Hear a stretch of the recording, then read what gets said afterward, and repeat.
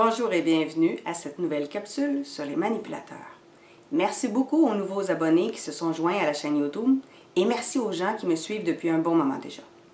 Le sujet du jour, comment ça se fait qu'on se fait encore prendre par un manipulateur une fois, deux fois, trois fois? En fait, il y a deux raisons à ça. La première, c'est que la première phase de la manipulation, c'est ce que j'appelle l'hameçonnage. C'est la phase de la lune de miel, c'est l'effet « wow ». Tout est extraordinaire dans cette phase-là parce que le manipulateur va s'adapter, va se mouler à vous. Donc, il va avoir les mêmes besoins que vous, les mêmes désirs, les mêmes souhaits, les mêmes rêves. Il va correspondre à ce que vous recherchez chez ce genre d'individu. Donc, si c'est dans une relation amoureuse, bien évidemment, il va combler tous vos désirs, il va être extraordinaire au lit, il va être extraordinaire, évidemment, dans son écoute, il va vous sortir, vous emmener au restaurant, il va vouloir faire des voyages avec vous, il va se montrer extraordinaire. Si vous vouliez vous marier, il va vous parler de mariage. Si vous vouliez voyager, il va vous parler de voyage. Donc, il va s'assurer de correspondre à vos besoins. Au travail, c'est un peu le même principe. Il va s'assurer d'être à l'écoute, il va vous donner des conseils, il va vous mettre en valeur, il va vous complimenter. Donc, il est vraiment soit le collègue ou le patron extraordinaire.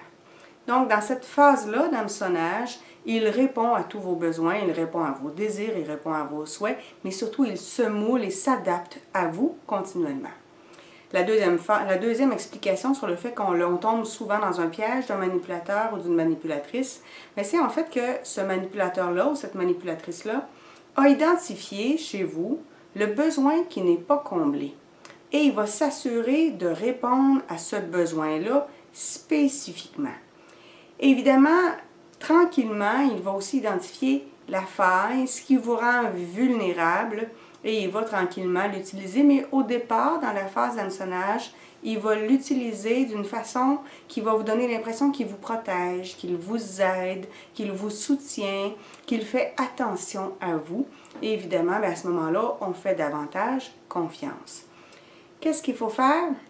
Bien évidemment, il faut apprendre à combler ses propres besoins soi-même, à s'épanouir par soi-même et non pas à attendre que quelqu'un d'autre nous donne une chance, que quelqu'un d'autre réponde à nos besoins, que quelqu'un d'autre nous rende heureux. Il faut le faire évidemment par soi-même et pour soi-même.